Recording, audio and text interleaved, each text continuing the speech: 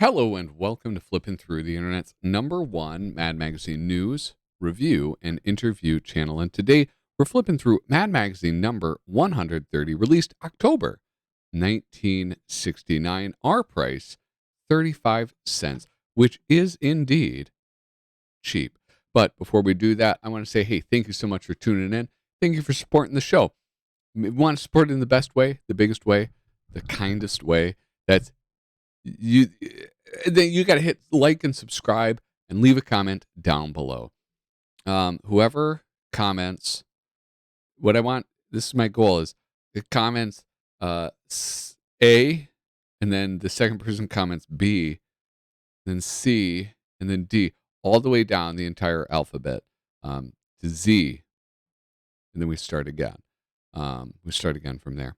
Anyway, want to support me in another way? Patreon.com/flippin through. What do you get? Well, you give me any amount of money, you get a 6 set of stickers. Give me like $5, you get this stencil, this Alfred E. Newman stencil. And then, I don't know, probably $5 also. I think $5 gets you everything. I think that's fair. You get this set of buttons, the EC Comics buttons. Right there, you can kind of see them a little bit better. Wallace Wood, Harvey Kurtzman, Jack Davis, and Will Elder signatures made on some beautiful buttons. Those ones that I was just handling, those are yours. So get them. Anyway, these are the people that support me on Patreon right now. Frank Schneider, Ed, Misa wait, these aren't new. What? No, active. God, I'm an idiot. Frank Schneider, Misamo, David Strickler, Megan McInerney, Shane Buckley, Bobby Weigel, Cam Hayden, Rob Wilson, Rod Meadsbury, Andrew Goldfarb, Casey Ori, and Little Cozy Nostril. Thank you guys so much for the support. I hope that I can keep on earning it. Now let's get overhead. Now let's get me back. Boop. Perfect. Here we go. Mad Magazine number 130. Why did I choose this issue? I chose this issue because I thought it looked cool. That's why.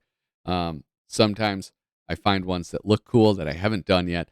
This is the problem, though, with that methodology, is that because I mostly pick ones that I think look cool, there will come a point where I'm just going through all of like the worst covers ever made for Mad Magazine. Right? It only makes sense that that would be the outcome if I'm just picking the cool ones right now. This one is super cool. And also, there's a cool back cover that I want to talk about first. I'm Fidel Castro. Hola, I am Fidel Castro. And this is my latest hijacked U.S. airliner. When you get them, flaunt them.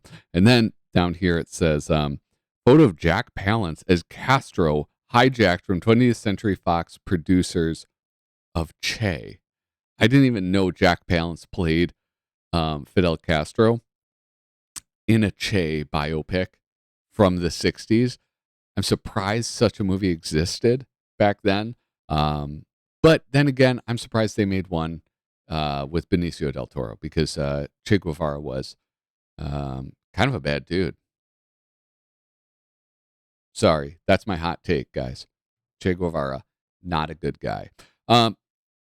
Anyway, the other thing that we're going to get into is hijacked planes.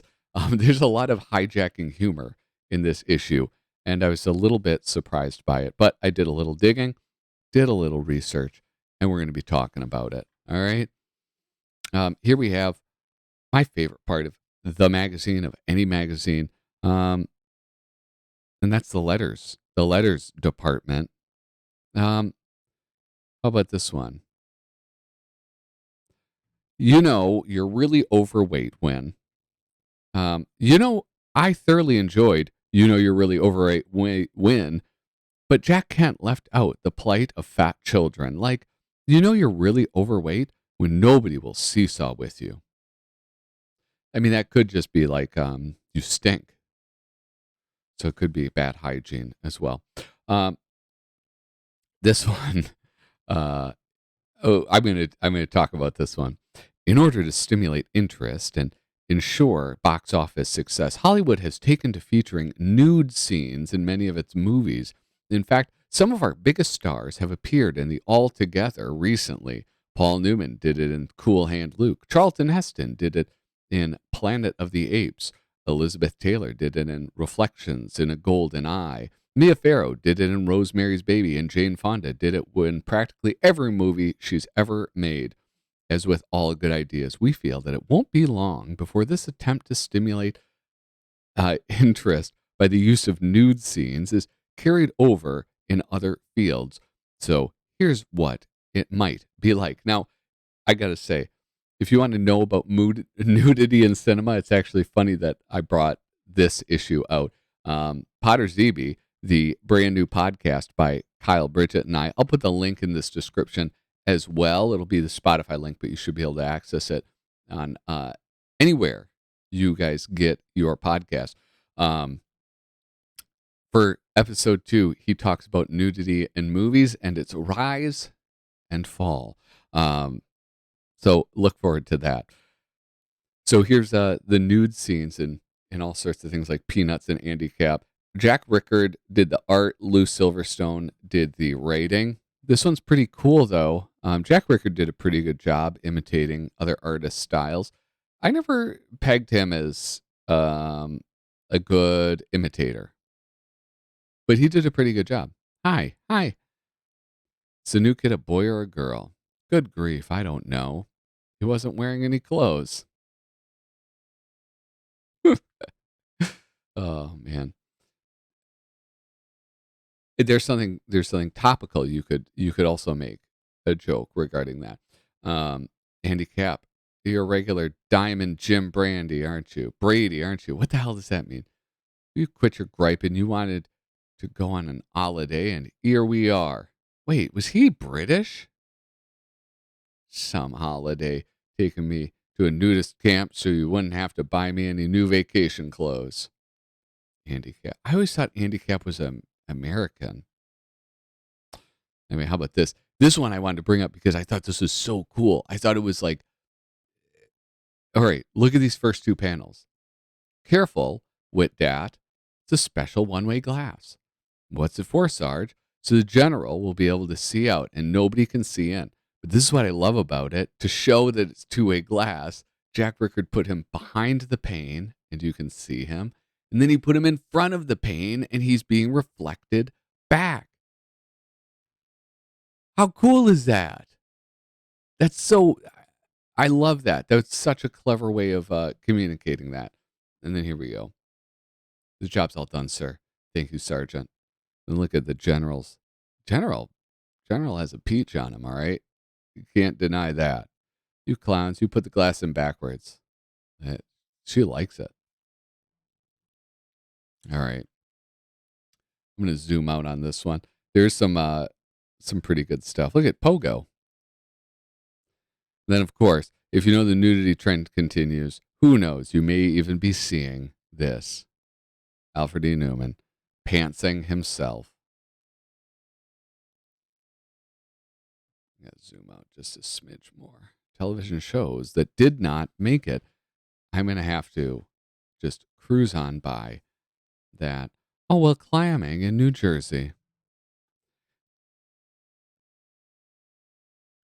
This is barely comedic, all right? This Don Martin one. I'm sorry. I'm not, I was not sold on this one at all. Pretty bummed out about it. So, anyway. Here we have MAD's 1969 college riot preview. Oh, I forgot to look something up here. What year did Kent State happen? Kent State shootings.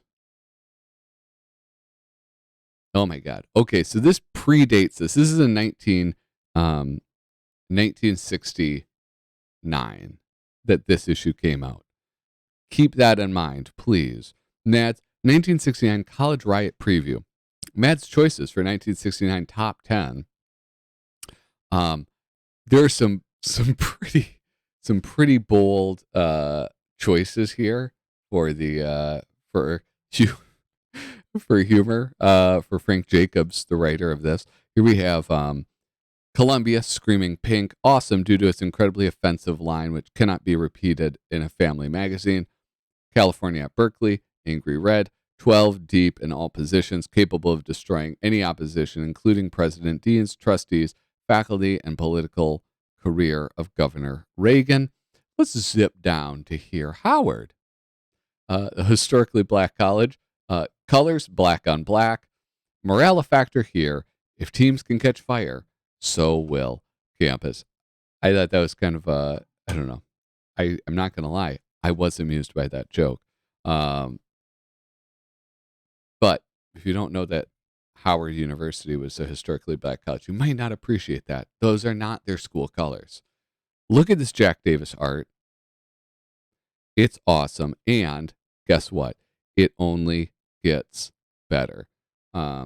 Sometimes I would see, as a kid, I would see photos of hippies, and they look like this. This is what like hippies actually look like.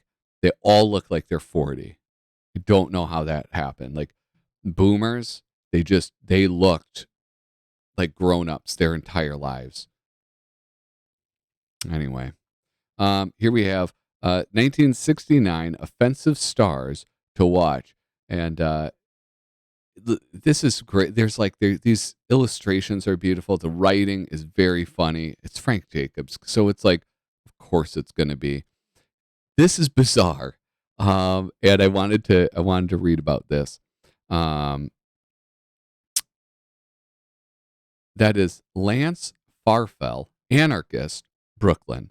Farfel was out of action for most of the 1968 season with injuries incurred when he folded, spindled, and mutilated himself to protest the appearance on campus of an IBM job recruiter, a first-round draft choice. He responded to the honor by setting fire to his draft board. Farfel is currently the president of several student action groups, including Rampage, Chaos, Seethe, and Campus Boosters Club.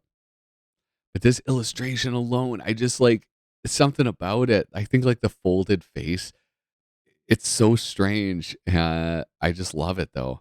Here we have the defensive stars to watch. Now, okay, I misremembered something. So this isn't. At first, I thought it was like really kind of hardcore joke, like a joke like it's really gallows humor. And then I thought it was predictive when I saw what year Kent State happened. And then I realized it's just a joke about the National Guard. Because Kent State is not in Michigan.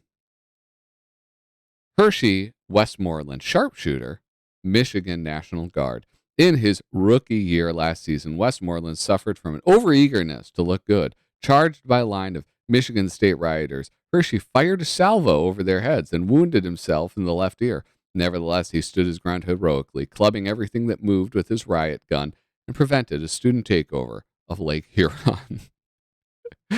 The 60s were wild.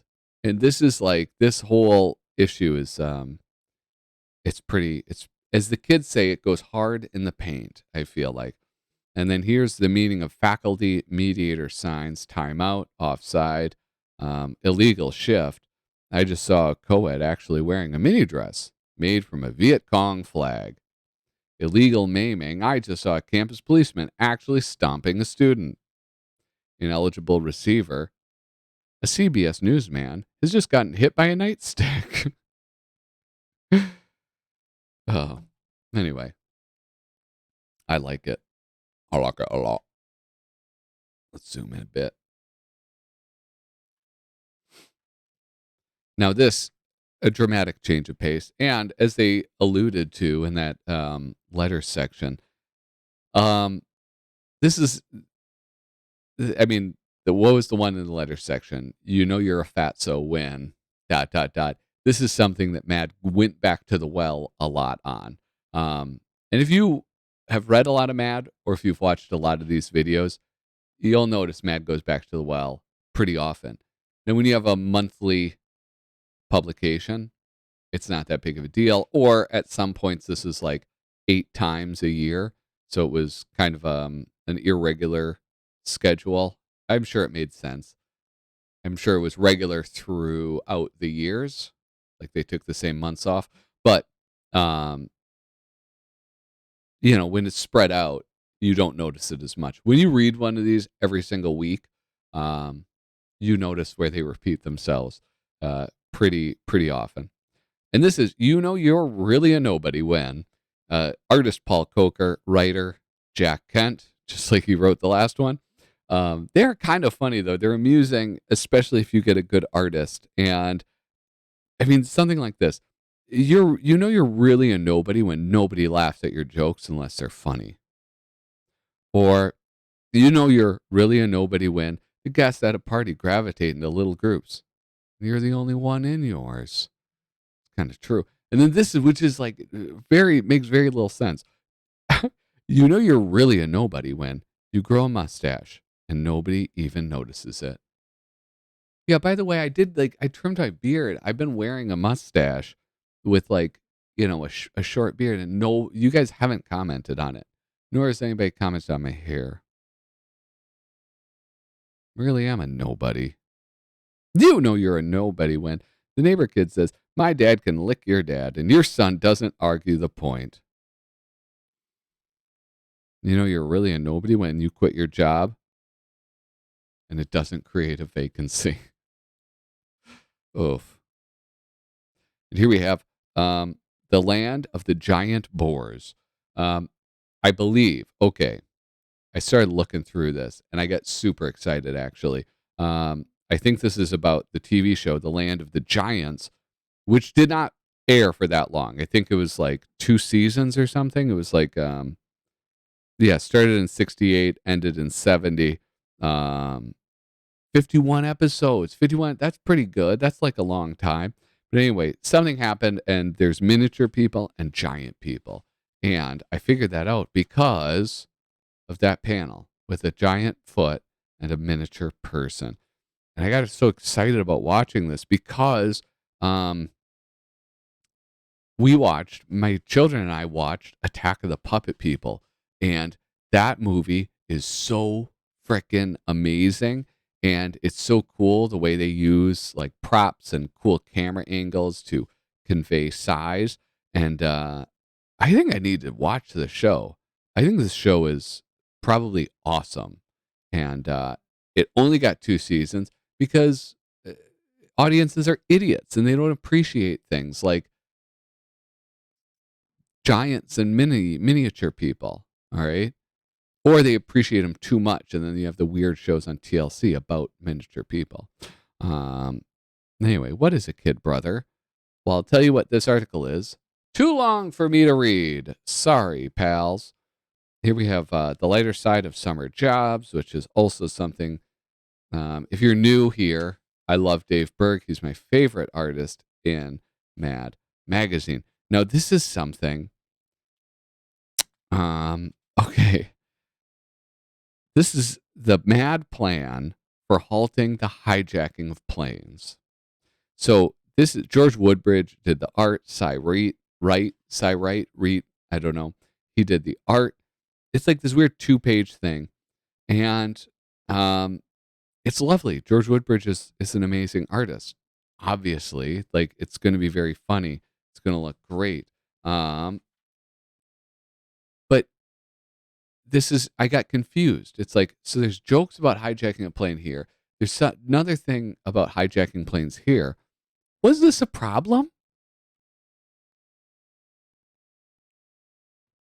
Was this a problem in the United States? Hijacking? Specifically, hijackings related to Cuba? Um, First off, think about this. Before I answer that question for you, I want you to think about when the last time something went wrong in a plane. The last time, was it, what's his face? That Richard, the shoe bomber? There's probably something that happened after that. Okay. I can't think of the latest thing either. But in the 1960s, throughout the 1970s, there were a shitload of hijackings, all related to Cuba. So in 1968, let me read for you real quick the dates of the hijackings in 1968, because this issue came out in 69. 68, February 17th, February 21st, March 5th, March 12th, March 21st, June 19th, June 29th, July 1st, July 12th, July 17th, August 4th, August 22nd, September 20th, September 22nd, September 22nd, again, October 6th, October 23rd, November 4th, November 18th, November 23rd, November 24th, November 30th, December 5th, and December 11th.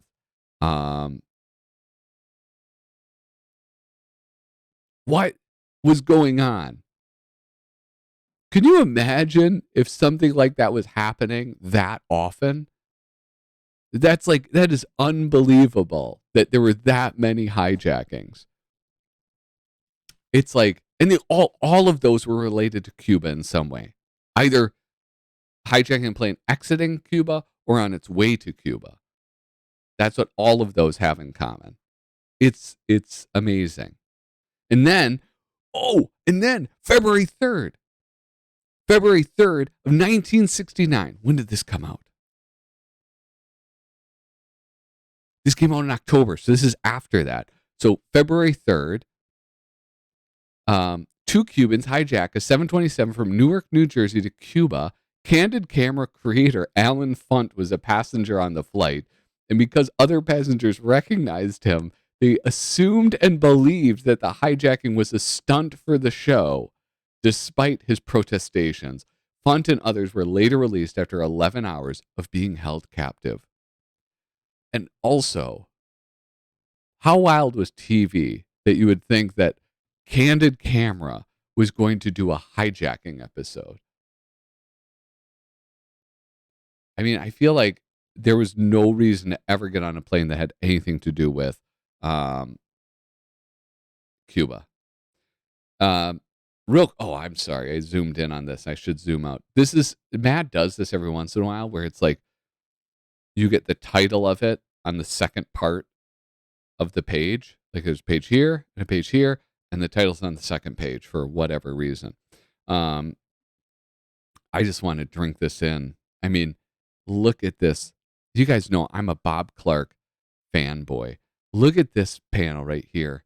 This dark room, these dead-eyed nurses with syringes, the mask falling from her face, the surgeon reading MD comics, the anesthetist scratching his head. This is so cool. And like the darkness of it. The darkness is so striking. The etiquette book. It's MAD Book of Etiquette and Good Manners. Again, look at this one. He is just, I've never been more impressed by art, I don't think. And I guess this is what I'll say. I've never been more regularly impressed by it, right? Like where I feel like I look at art by him, like this woman right here. Look at her expression. Look, you can like see her attitude, the way her posture is. It's just like, yeah, I mean, like, and then you read it. Oh, shut up, you idiot! I'm your wife. Like, he captures the attitude of her just perfectly. It's, oh man, oh, I love it. I love it. Anyway, I'm gonna kind of skip a little. Oh shoot, I don't want to zoom out and zoom back in. But they have this. This is like kind of almost like snappy answers to stupid questions. When the hostess asks a leading question like, "How do you find your steak?" the inconsiderate guest replies rudely, like this: "I merely looked under my baked potato, and there it was." But the considerate guest sidesteps a question. "Whenever I have a steak, I think about the time I visited the slaughterhouse at the Chicago stockyards. It's enough to make you swear off meat forever." better. This one is actually, um, this one actually pretty good. When the hostess makes a kind of statement like, "I hope the fish was boiled to your liking," the inconsiderate guest retorts snidely like this: "Let's ask him. He's still jumping around on my plate." But a considerate guest avoids a direct reply with, "Oh, talking about fish, did you know that a school of piranha can strip a man's flesh from his bones in 4 minutes?" I think that's pretty good, actually. Let's go wide. Man, oh man. It's so great. Look at it. Looks like she's tooting.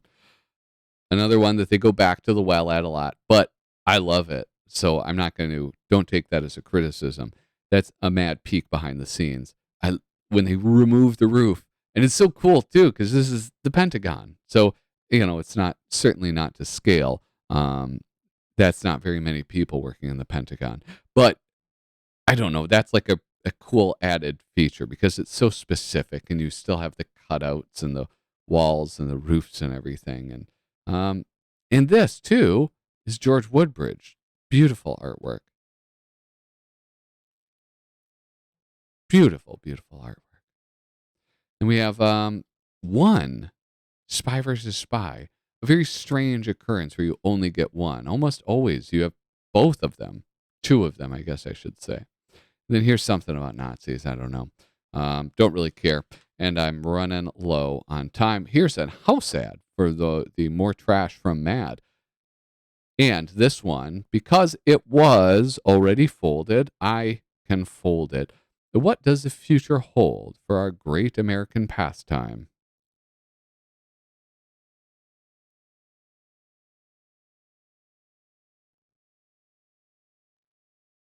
Second place.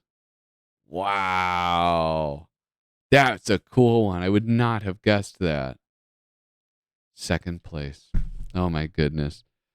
Hey, remember, if you have not left a comment down below, please take the time to do that. Please hit subscribe. Trying to make the channel grow. Hit a thumbs up. Patreon.com/flippin through. And also check out the podcast that Kyle, Bridget, and I are now doing. Potter ZB. The Potter ZB podcast. Is that what it's called? I think it's. Anyway, thanks so much for watching. Toodaloo.